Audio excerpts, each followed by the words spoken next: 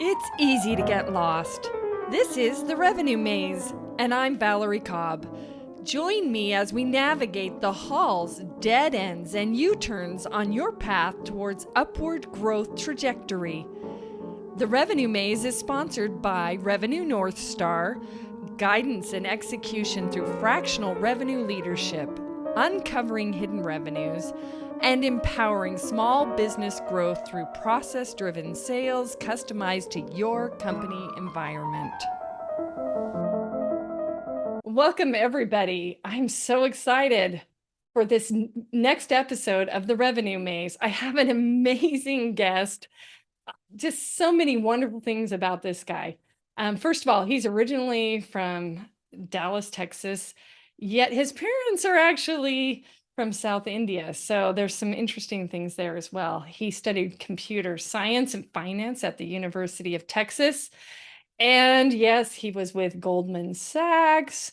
Then post Goldman Sachs, he was part of a $10 billion hedge fund. Count it. Yes, that's amazing. We'll lace a little bit of Mark Cuban in there. I just want to welcome today CEO of Lightyear, Dennis Thankachan. Welcome, Dennis. Great pronunciation and excited to be on the show. Thank you, Dennis. I just can't. The rest of us probably can't wait to hear everything about you because this is just amazing. And thanks for being on the show, first of all. But we always answer one question, right? What is one thing that you can tell the listeners or viewers that will help them get out of the revenue maze? I love the question. So my recommendation may sound simple, but I think it is probably the only way to get out of the revenue maze is to think about the product that you have and how the buyer of your product would intend to discover and buy your product. Meaning, like in the context of software as a service, which is where I play, you can think about inbound, outbound, an enterprise-centric go-to-market motion targeted at a specific buyer, a product-led growth motion. And you should think about, given the nature of your product, the price of the product, and who your buyer is, how they should discover your product, and then all of the means by which you can go after that. For example, like a company like Calendly, for example, is very much a product-led growth motion that has like a viral loop and referral discovery motion, as well as a lot of inbound motion. And it's not something that necessarily lends itself really obviously to like an enterprise centric, high cost sales driven go to market motion. Mm-hmm. And that sort of dictates where it should sell. And you often see a lot of companies that fail with go to market or are stuck in the revenue maze often are not able to match how they should be selling their product based on how the buyer wants it and how they actually are selling and marketing their product. I love that because I think a lot of you almost described product led as identity. Sometimes we swim in lanes we should not be swimming in, right? And as we start to go into a go-to-market strategy, sometimes our desire to say we're one thing is not the market's desire that that's what that would be, right? So maybe I confused the heck out of you just now, but really, I mean, product would be no different because you're actually solving some kind of behavior or something in the space, right? And what people are, what they're willing to digest on their journey for buying that product, right? And so give us a little bit more about how you've kind of done that, because I know right now you started Lightyear and you've been in all of these other kind of industries and seen a lot. I mean, a lot. How have you kind of worked through that? At the time that I started Lightyear, where now I think I have like a pretty good understanding of the correct answers to these questions for Lightyear. I was previously, of course, an investor in software, and being an investor in software misleads you into thinking that you know how to run a software company just because you've been an investor in software companies, which was almost forced me to unlearn lots of things. But when I started Lightyear, the initial hypothesis was that we would build a product. And like essentially what our product does is we automate how businesses buy and manage their telecommunication services. And initially we had a product that was focused on smaller dollar sales into smaller businesses, Mhm. with what would be more of a product led rather than a sales led motion. So more after volume of both units and customers rather than individual very large customers. And that led us to go after certain types of go to market motions, meaning not be sales led. We went after a lot of inbound. And we did that via like really sharp content marketing and search engine optimization to rank highly on Google, going after things like Google paid media and AdWords and Reddit advertising, posting on Reddit, things like that that lent themselves to more transactional acquisition of smaller businesses.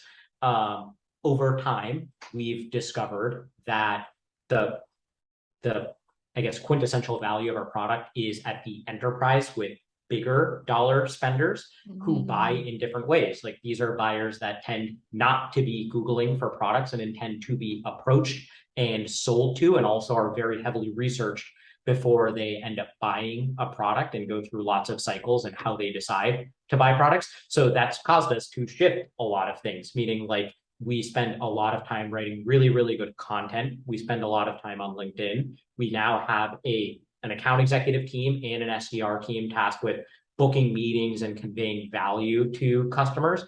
And we do a lot of work at conferences, meeting buyers, and at with just like standard good old outbound marketing. So that it's been a total change in motion Mhm. upon that discovery. But again, like the core thing is, which sounds really simple, but it's much easier said than done, is making sure that the way we're marketing to our buyer is the way that that buyer for this product should be marketed to. Yeah.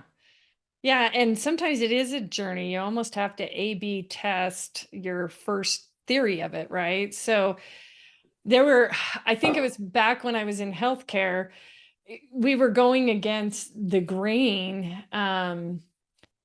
You know, right now we have a lot of digital that's going on, and they'll have this pat answer. First, you need this, then you need this, then you need this, then you need this, and you need this great website, and you need all this ranking and all this kind of stuff.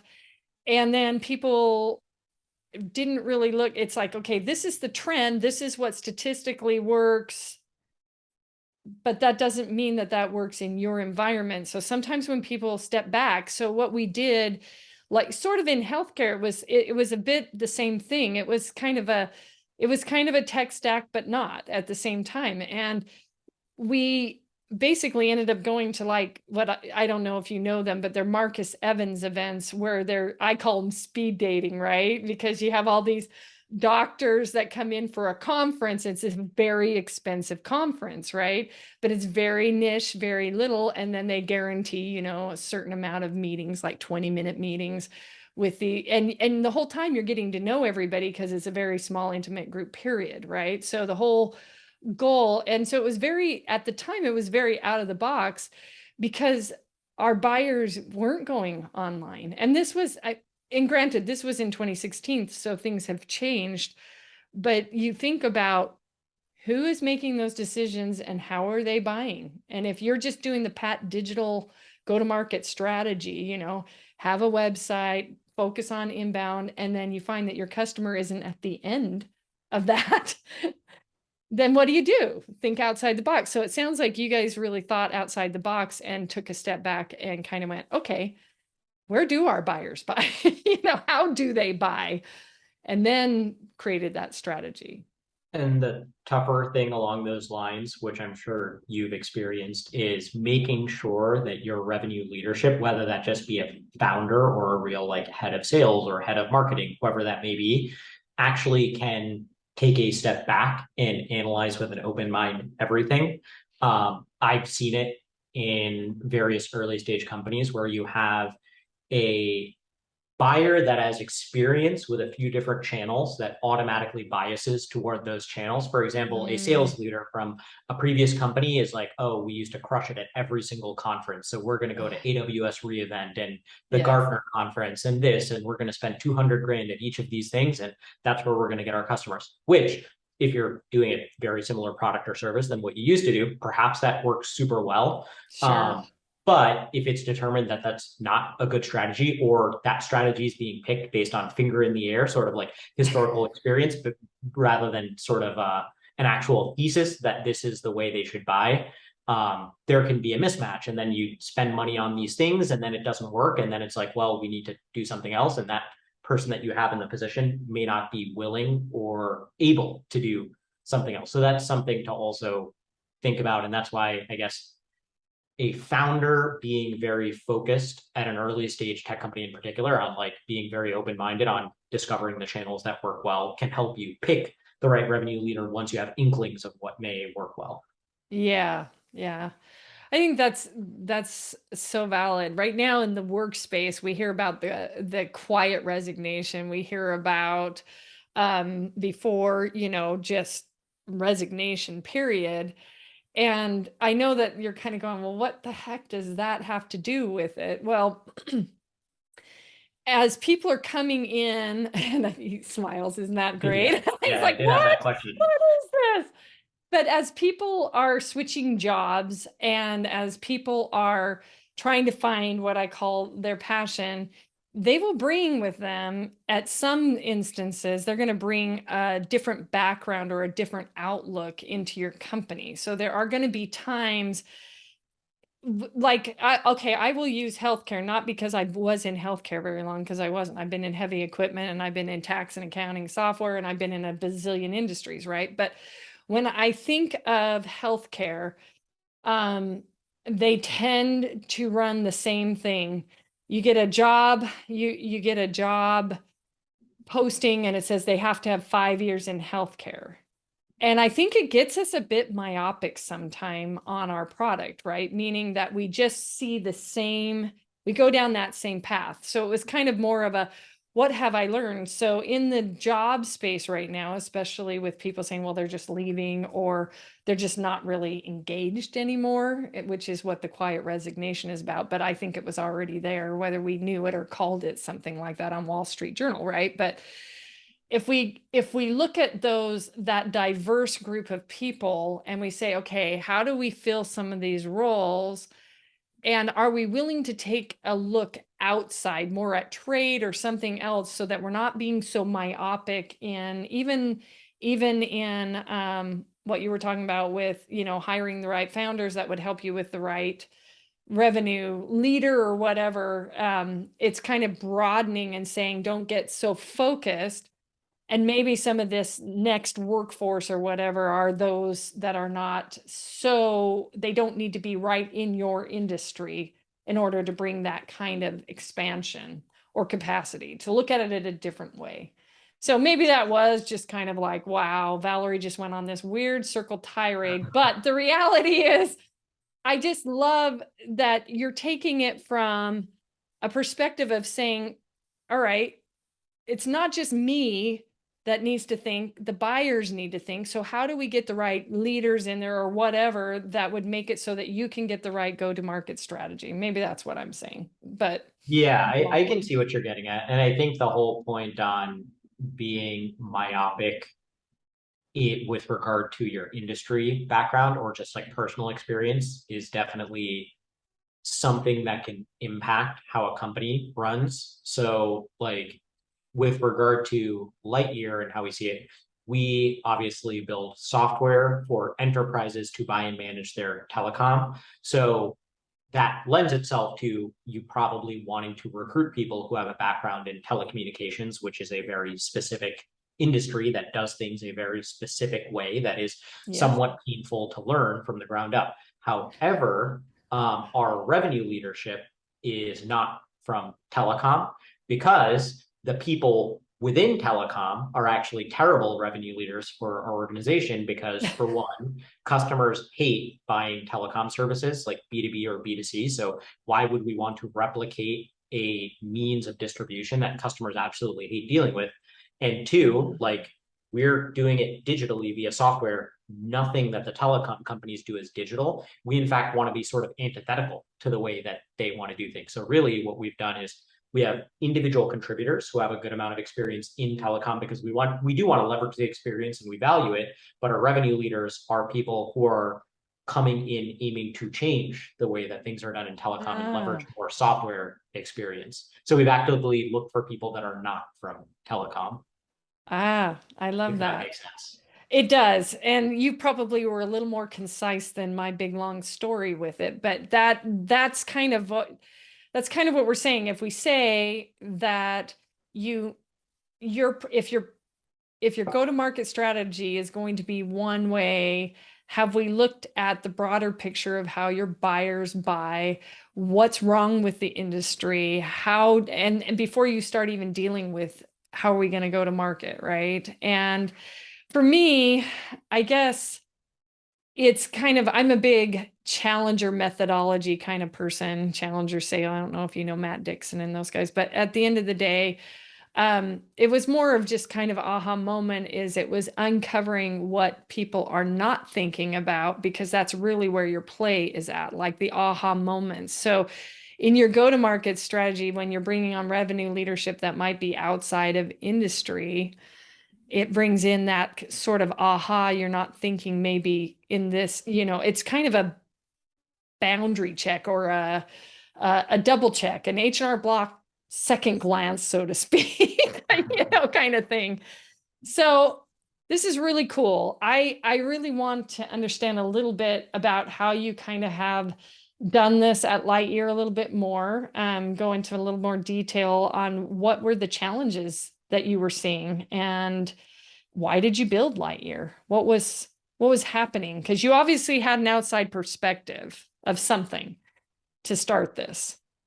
Um, in terms of, I can answer, I guess, the second question and then get into the first one. Yeah. But I have always been a bit of an entrepreneurial spirit. Like in Mm-hmm.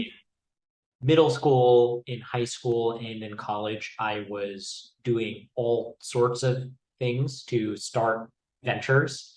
Um, in across like not necessarily technology ventures, just all sorts of ventures, like odd ventures here and there.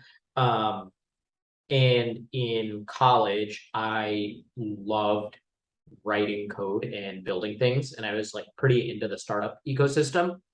Um, Working at Goldman Sachs after school is almost antithetical to being entrepreneurial, but Yeah. the actual thought process there was okay, I have no money and no access to people with money. And I think that that would be useful. Like it sounds like a joke when I say it that way, but it's actually true. Like if I Yeah. want to start a business, learning a bit about how corporations operate and then meeting people with potentially deep pockets that I could persuade, if I so choose, could be a good path to starting a business that would de-risk it quite a bit. So I worked at Goldman and got great experience. And then I worked at Point State, like the large hedge fund that you mentioned, where I was investing in enterprise software and telecom, made some great connections, learned a ton. And I quit my job at Point State, which was a lucrative job at the time with nothing lined up, really with the goal of just like spending a lot of time in telecom and building a business in it without actually having an idea, if that makes sense. And the simple thesis that I had was, well, with telecommunications in particular, it's a multi-trillion-dollar market with Mm. no happy customers. With And no happy customers. yeah, whether That's it be like true. a business or a consumer, it is very difficult to find a happy telecommunications customer. Mm-hmm. And also there's almost no startup activity in the space other than people starting new internet service providers, and even that's particularly Mm-hmm. difficult. It's not a space that attracts smart 23-year-old Stanford graduates to build exciting businesses. So like that combination of factors indicates like, okay, maybe there's something really exciting to do in this space. I don't know what it is, being honest, but like, let me just quit and look into it. And I iterated on a bunch of different ideas. Some of them were terrible ideas. But I fell into what was business telecom, and the few interesting things that were determined regarding business telecom are: one, businesses spend way more on telecommunication services than consumers, Yeah. and buy much more complex services, which with a lot more liability. For example, a hospital is going to pay way more on internet connectivity than you would at your home, because if they lose their internet connection, people will die. Like, there's that sort of liability that Yeah. exists on the business side. And two, the way in which businesses buy their telecommunication services was designed pretty much in the 90s and hasn't changed since. Really, Yeah. you're doing phone calls and emails to all sorts of potentially shady characters, and there's no digital way to do anything. So the simple idea was like, okay, can we build a digital means for businesses to buy their telecommunications? And in short, that is kind of what we're doing today. And I think the thesis has proven pretty correct, although with lots of nuances along the way.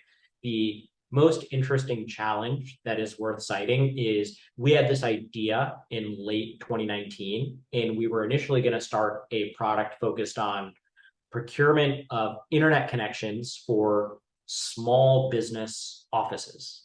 Yeah. Uh, and when COVID came around in March of 2020 and shutdowns came, the small business market just fell off a cliff, Oh, and yeah. the office internet demand fell off also a cliff that it is now beginning a little bit to return from, but demand is potentially permanently challenged in that segment. So Yeah. we went through a period initially of just thinking like, oh, perhaps, like, I mean, I guess initially there was a denial period of like, okay, things are going to open back No. up in a week. Then there was the acceptance period, and there was like, okay, things are not opening back up for quite a while, and even when they do open back up, people and it may not return to offices. And what we shifted from was a small business strategy to an enterprise centric strategy, where demand for telecommunication services for all sorts of reasons went way up.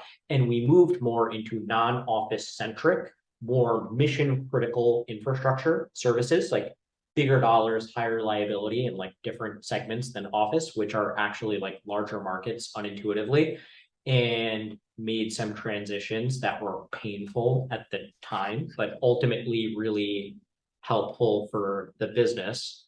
And we now have a product that is utilized by a bunch of large global enterprises, and still have lots of challenges, but like the COVID period in particular was one that sort of nearly knifed us. Yeah. Yeah. It I love that story because people are saying it's not there, but we won't say the R word, but recession, right? We will. And we're not. And one leader once told me, you just described pivoting like on a dime, literally going, I'm going from here. I went through my grief period. I went to here, and now I'm coming back on top because so what? That was my original thing. Now you're kind of like a phoenix rising, right? You're kind of saying, I went through this and this story. And so I had a vestige. I'm trying to remember which. Actually, it wasn't. It's the book. It's by Jack Stack, Great Game of Business. But one of the consultants for Great Game of Business just constantly, repeatedly told the company, recession is not a thing if you plan for it. And that has always stuck with me because when you're first starting to send your product to market, you had an idea of going this direction, a certain direction. I'm not saying it's one way or the other. And then you ended up in a different direction. And even though there was a roadblock, because COVID was a huge roadblock for a lot of businesses that were starting up during that time, you evolved and you changed. And you have then begun the road back because if you had tried to stick with your model and said, no, I'm sticking with this model, it works or whatever, COVID's going to go away, bury your head in the sand, all of that kind of stuff, we probably wouldn't be having even this dialogue today about what's going on because it wouldn't have worked, right? And so I love that you brought that story up because a lot of people are keen on hearing you know, some, I would say, hope with their businesses for sure, and to make sure that they're kind of realizing there's a lot of opportunity out there. It may not be the way you first thought it was out there, right? Or has been out there for sure. So going into Lightyear, that journey, you started to get there and you're where you are today and you changed. So what are some of the things that you grieved? You said you grieved. You did all this kind of stuff, but you talk about different people who were working with you. Bring up some of the stories of how you kind of came about that, because some people were still putting their heads in the sand for COVID. It's gonna be fine tomorrow. You know? Um, yeah, and it's interesting even you bring up sort of like the recession data point of now, because you sort of have, based on the story, like a tale of two recessions almost, right? Like Yeah. in 2020 we had what was a short-term COVID induced recession that was sort of pretty unpredictable, like Yeah. um in terms of like the actual shock that occurred and how things played out, and the catalyst for transformation that occurred as a result of COVID. And today you have what is a recession that's effectively like a hangover from stimulus and monetary policy and capital availability. Hmm. That, again, not to say, oh, you definitely could have predicted this, but far more predictable than the COVID recession. And the impact of both and how you plan for both is quite different in the sense, in terms like for either recession, the planning component is really just ensuring that you have a really strong balance sheet strategy to where you can ride out any sort of like transition or shock or whatever, Hmm. uh, which is like panning out positively now because capital is far less available than it was. With COVID, the thing that was impossible to plan for is you had a series of transitions that accelerated significantly that literally it's not possible to have planned for some of those things. Yes. And then also like stimulus and response and all these other things. And that is one where really there is no way to have planned for the outcomes, but the only thing you could have done well is just make sure that you had adequate cash on your balance sheet and a level head with regard to how to analyze what was playing out. Like, why do I Yeah. bring that up? I guess is, like right now our company is, of course, having to write up both of these recessions, and how you plan to and think about each is different.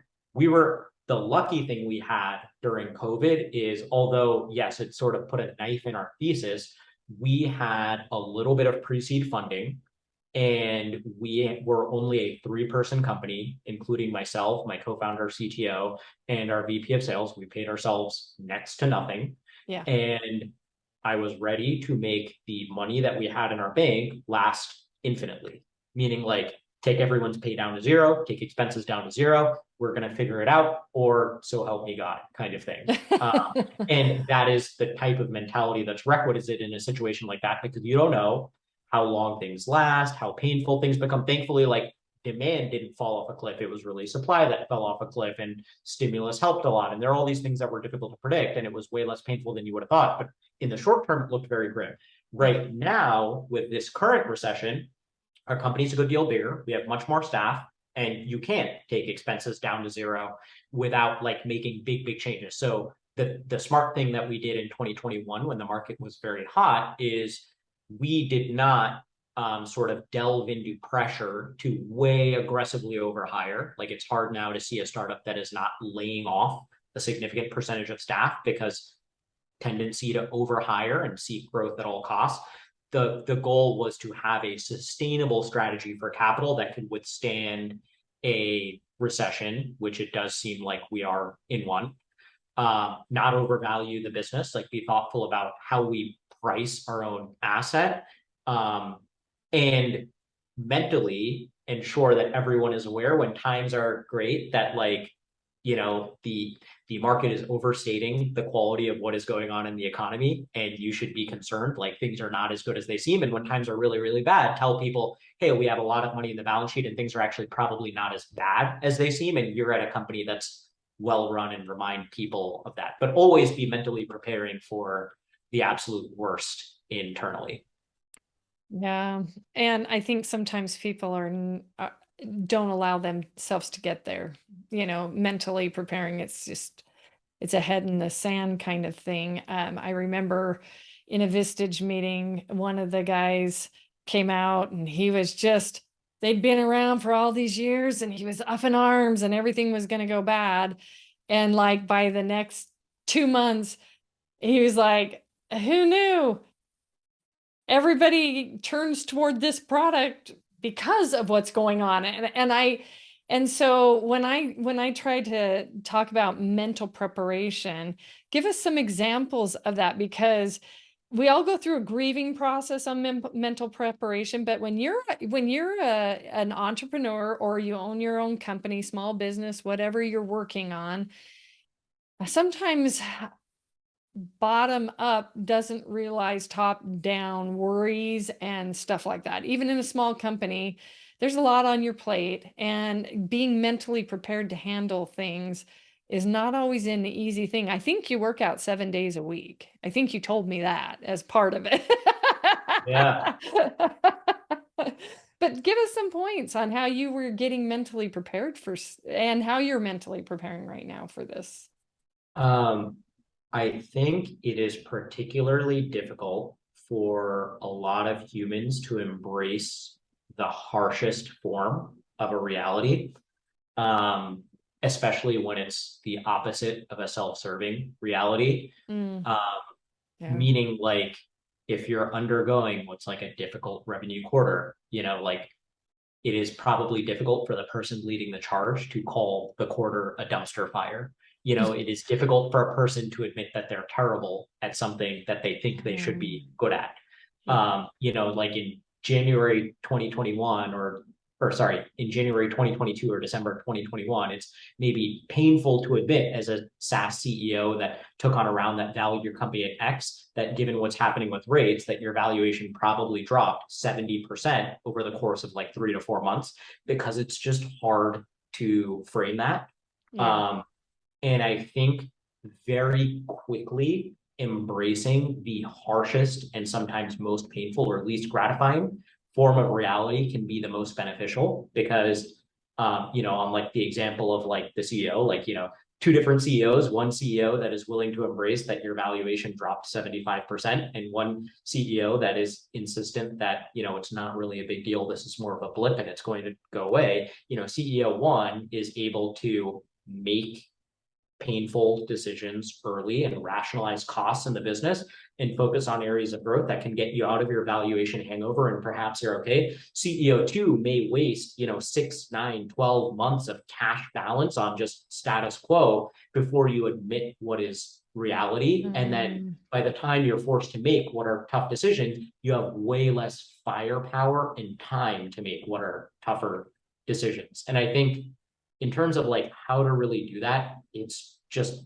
hard. I don't know that there's like necessarily a right answer, but I think things like putting yourself in what's like a fair mental headspace and ensuring that you're just rational and matter of fact with the way you view the world. It's mhm. important. Just like self-awareness is very, very important. And I guess, like, I don't know, going to the gym, I think, helps. Meditating helps, writing helps, reading helps. Um, like ensuring that you have a sort of like personal board of directors that you trust, who will tell it to you like it is and are not yes men, Yes, um, ma'am. is Yeah. particularly useful. And like, I have a series of people that I trust to seek opinions on various business related items.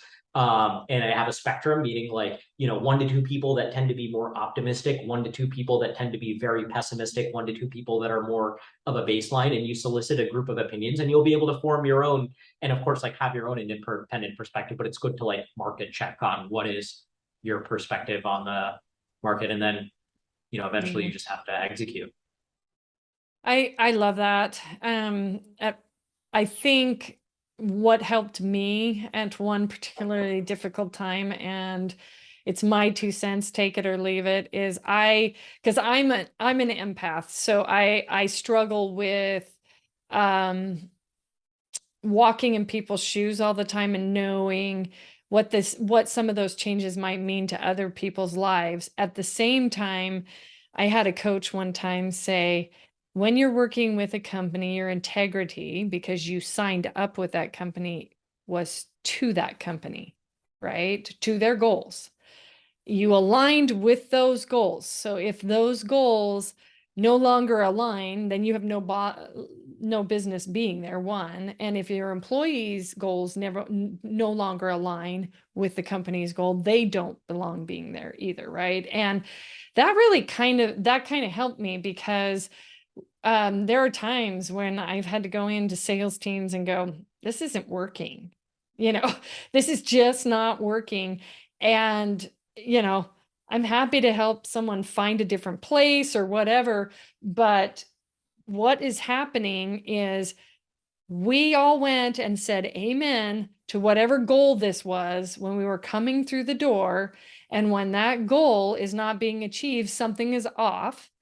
And if there is no more alignment with that, then something needs to change. And that has helped me kind of go, okay, because sometimes you can really feel like, hey, I'm sticking to this goal. I'm creating all these jobs because my vision is, and I say it all the time, that businesses can change lives faster than government can, right? They can create jobs, they can create better things in the world without waiting for grants and all this kind of other stuff, right?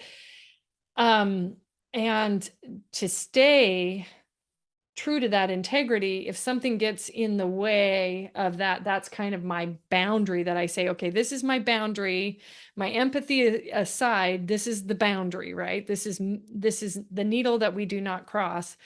And that way I put my check and balance, and then my emotional state is so much better from it, right? It becomes more my, what I call Shirzad's Charming sage side of my brain versus my saboteur side of my brain, right?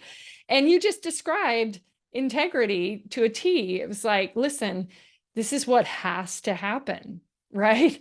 This is what has to happen, or this does not exist, or we're not moving forward, or whatever that is. And I just love that. That's great. Because I think there's very few people that really understand that. We like to place blame.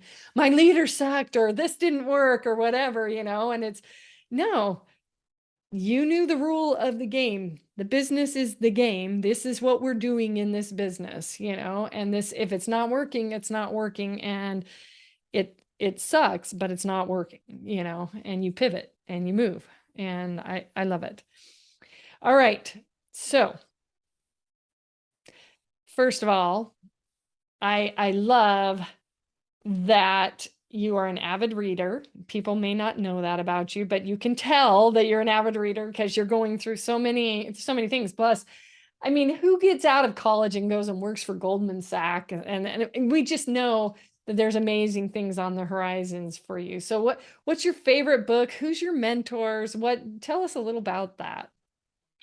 The ironic thing that I will throw out is I discovered a love of reading post college.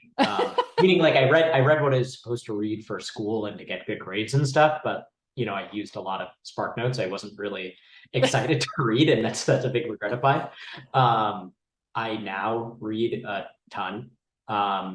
And in terms of like books that I really like, I'm very big into human history and like decomposing human history. So like frameworks for human history or books that provide that are really good. Like I think Guns, Germs, and Steel is great. I think Sapiens is great. And there's another book called Big History that is great. And also I love like really, really good memoirs, autobiographies that can dig into interesting people. Like I recently finished Man's Search for Meaning by Viktor Frankl. Yeah, Is love it.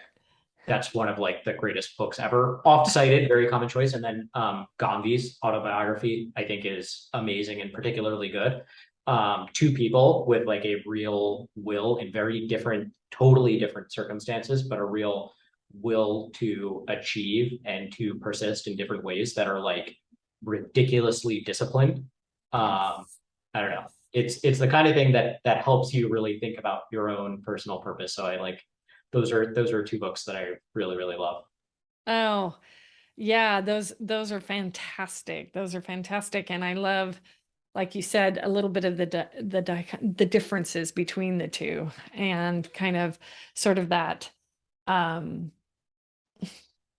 Yeah, they're from completely different circumstances. So that's very interesting. And then well, we kind of bring it up, but you talked a little bit about Mark Cuban and some other really cool people that are investors in Lightyear. And I have to bring it up. I just do because, that's just me. Uh, So how is that like, and what is that like? Because it sounds a little bit like you have sort of a relationship with Mark Cuban, a little bit, Yeah, or yeah, yeah, yeah. yeah, I mean, Mark Cuban has like a big portfolio, yeah, but we've definitely done well in the context of his portfolio. And the interesting piece of context there is, of course, I'm from Dallas and the Dallas Mavericks, which Mark owns. I have been I'm a huge NBA fan. It's like my yeah. favorite thing to watch, and I follow NBA gossip. And I've been a Mavericks fan for a very long time. So like watching Shark Tank, being a Mavericks fan, like I always dreamt of finding a way to work with Mark Cuban. And the interesting thing is I got lucky. We were raising our seed round of financing, which fortunately was a very sought after round to invest in, like a lot of institutions. So word was getting around about like hype around our company. And it so happened that a friend who works with the guy who was leading investments for Mark at the time said, "Hey, Mark Cuban's team found out about your company and wants to meet you." And it's the kind of text that, like, at the time, I was like, "This has to be a joke. Come on, Yeah. like, I'm not going on Shark Tank." And it turns out it was real. He connected me, and they ended up committing pretty quickly and put in a little bit into the round, and also introduced us to a few other people who are also NBA owners who ended up investing, and that was an awesome opportunity. And we interface from time to time. Mark has There was one time where in an investor update I sent out saying we were looking for a software engineer, and the next day I got like 500 LinkedIn requests, and I was like, what the hell happened? Mark posted like, "Hey, one of my companies is hiring a software engineer," and so like stuff like that happens from time to time. Like Mark's posted about Lightyear and things like that, which is cool. Yeah. uh, but yeah, it's more of a personal flex, if anything. And we have lots of awesome investors on our cap table. It just so happens that Mark Cuban is the one that when you're recruiting people, people will know of and remember. And remember, of course, Shark Tank, the whole 9 yards, it kind of is there. And so I thought it'd be kind of fun to sort of pull it out. And then you were going to go to college for music. And you ended up in I actually, a lot of musicians actually end up in the space that you're talking about. But what changed? Why did you switch? I'm curious. Yeah, probably more financially lucrative for me to have done what I've currently done in retrospect. But really, the decision would have been to probably not go to college and pursue music, if anything. But Yeah. in high school, was like, I was very deep. I produced hip hop music and worked with a series of artists, and I was getting deeper and deeper into that realm. And to this day, it's probably my number one passion. Um, and I was getting some early traction, and I was also making some money producing, and I worked with a few artists that were getting a bit of traction, and it was a fun time, and I loved doing it and making music. And yeah, Hmm. there was a possibility of me taking some time off and not going to college and trying to get an income via music, or just going all in on that path, which I of course opted not to do. Uh, Uh-huh. and maybe that is a forever regret of mine. But if I'm being honest, I was like decent, but I don't think I was talented enough. I think I am better at this. Is probably where being honest with myself. Well, it's funny because there's a lot of amazing musicians that never make the radar of anybody. So I am assuming you're probably very good and being humble about it. But yeah, I sing opera for 18 years, and when we talk about music, it was like, well, my that was my fun. Now my day job pays my bills, you know. Yeah. And that was more of it. And I was fair. I don't know that I was, it was on a few shows and a few things like that, but it's kind of a wake up call. So anyways, I just thought it was very interesting. And so if you could give advice to the younger generation coming up, and yes, I know I'm old and you're probably not old. I'm just going to say it that way. But what advice would you give somebody?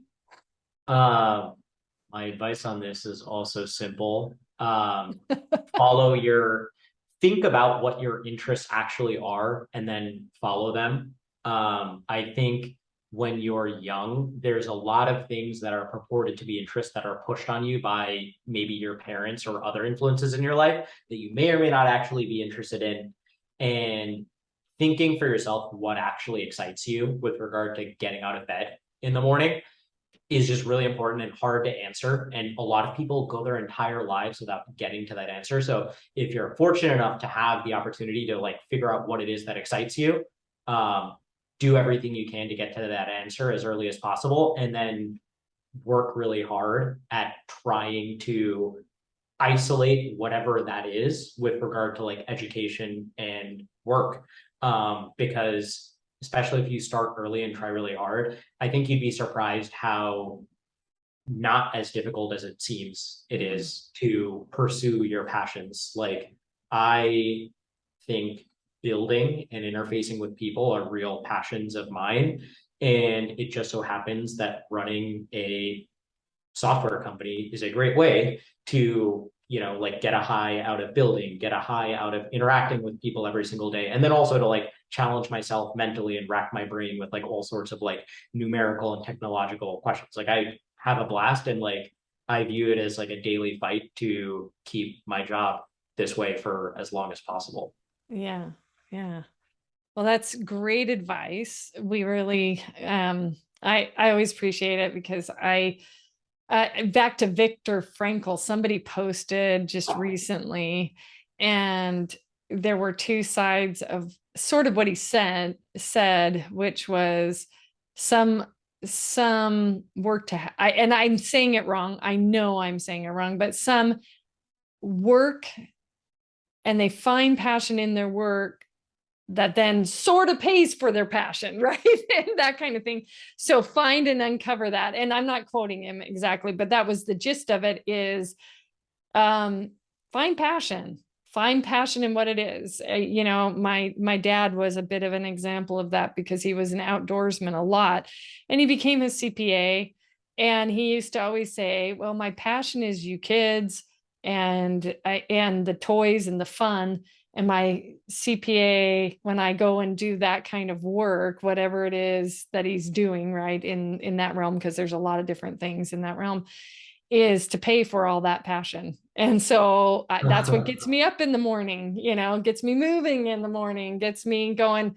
Yeah, in the summer months, I take off more, and yeah, we can go hiking or we can go boating or whatever some of those things are. But his passion was definitely in his children, and he had quite a bit of them. So, And and that works. and that That works. works. And and he loves teaching that. And so I love that you say tap into that, follow it, and make sure you find something there for that. So people want to know how to reach you. And I'm sure that you'll give us one good way. We'll list everything, obviously, on this show. But what is one of the best ways to get a hold of you and chat with you? You can, I guess, like on LinkedIn works. Mhm. I am Dennis Thankachan, and I'm sure you can find how to spell my name via this podcast. So, like, you can search me and get me there and message me, or shoot me an email, dennis@lightyear.ai.